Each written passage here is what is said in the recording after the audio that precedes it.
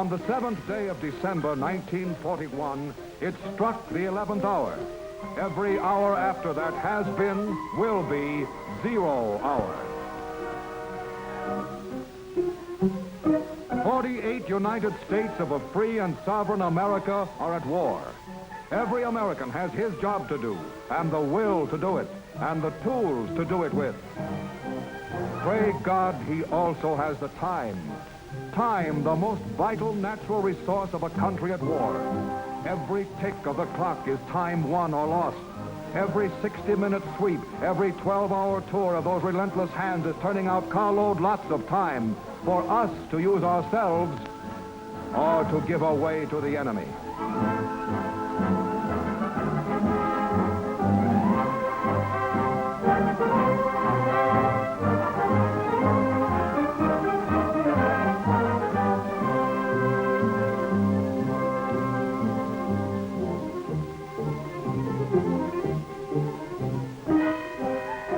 All the scientific devices of chronology are machines manufacturing time.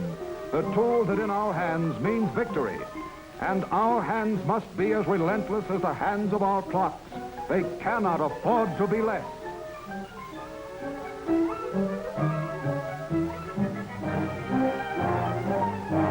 Sunrise over Republic Steel. High noon at Willow Run. Sunfall on the Electric Boat Company. Midnight at the Brooklyn Navy Yard. Dawn to dusk and back to dawn again. 3 8-hour shifts, 1 day. So much can be done in a day if Americans will keep their sleeves rolled up. Inside of 24 hours, 1/20th of a freighter or a tanker can be built. Within those same 24 hours, a squadron of tanks can roll off the assembly line, and a flight of bombers can be made ready from radio to rudder boat. In 1 day, 1,000 acres of corn can become 30,000 bushels of food. In 1 day, 1 plant unit can turn out enough rifles to equip a battalion of infantry, the men who, in 1 day, might win a war or lose it. How? Well, let's visit upstate at a factory where they make 30 caliber rifle cartridges for the Army. Let's visit Jean, one of the girls who inspects these cartridges before they're shipped. She's a good kid, loves her country, and a guy named Joe. He gave her that pin she's wearing before he went to Australia. She's a good kid, honest, intelligent, but she gets tired in the afternoon sometimes, likes to take extra time off for a smoke. That's all, only a few minutes. A few minutes. It only takes a second to jar the primer out of a cartridge. And it only takes a second to put an OK ticket on a lot that should have been rejected. A cartridge without a primer is one that will never fire. It's about as useful in a rifle as a cigarette, or as the minutes that go up in its smoke. 1 bad cartridge, 1 chance in a million to get by undetected. 1 second in 60. 1 girl out of 100 who is an honest, patriotic, intelligent saboteur.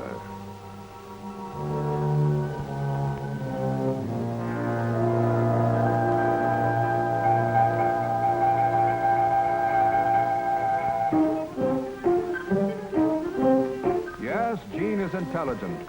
Intelligent enough to know that one of these bullets in good condition can travel 3 miles. But she doesn't know that a defective one can go halfway around the world. Somewhere in the Pacific, somewhere between the Devil and the Dutch East Indies, is an American scouting patrol.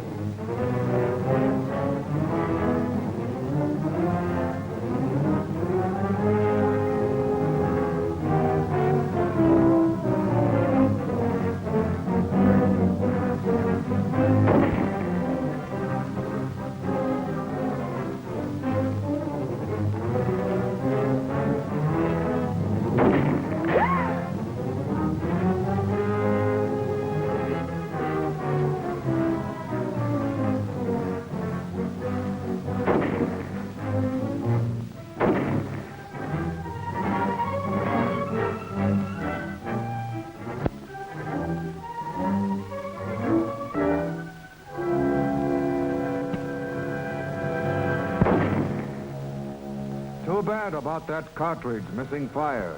It should have been rejected.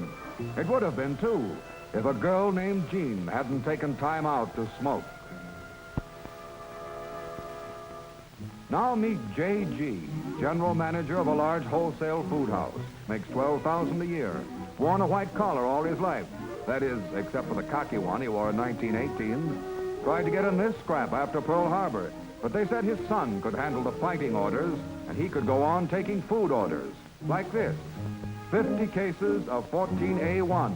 That's code for lifeboat provisions. Notify Martin. That means ship on Monday. Too old to fight, but not too old to work yourself silly trying to get out orders and priorities on time. Time? Holy mackerel. It's 2:30. I'll have to rush like old Harry to make it. Better tell Mabel where I'll be. Oh, no. Why bother? It's Saturday. That lifeboat stuff doesn't go out till Monday. Nothing can come up over the weekend. Besides, I've got an important engagement with a couple of guys. Important engagement with a couple of guys. A couple of guys on the home team. Well, they are leading the league, and it's his first Saturday off in 4 months. And there's nothing that can't wait 9 innings. Nothing, that is, except time and tide and convoys. A change in sailing orders and an urgent wire in code. Lifeboat supplies to be shipped at once. Shipped by a man who is busy coaching at first base. Unfortunately, a convoy can't wait for the last inning. A convoy waits for the tide, and the tide waits for no man. Standing beside a lifeboat, only partly provisioned, 6 American flyers sail for Ireland in convoy on a freighter that falls behind its escort. It's an old story.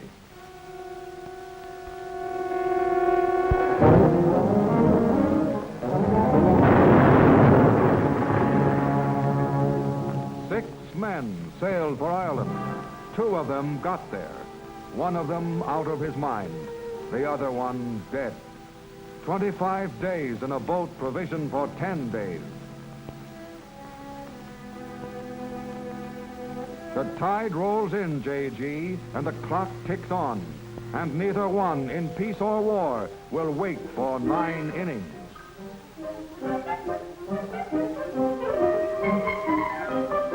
The state of North Australia is 23 time zones away from the state of Michigan. But the clock on the cockpit of the plane over Darwin and the watch on the wrist of the officer in New Guinea are synchronized with the clock at the door of the factory in Detroit and geared to the clock over the water cooler in Kalamazoo. The production rate of our factories and the firing rate of our guns is synchronized by one machine, the clock. This is the machine that manufactures victory, turning out 32.5 million seconds each year. Each separate tick, a precious tool to use in building our future.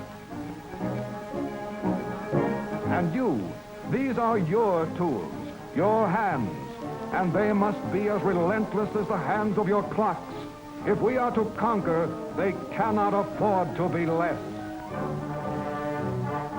Still might and still our world and to win liberty for all. Let's keep the flame of freedom blazing whatever may befall. Fill every burning moment until conquered is the foe.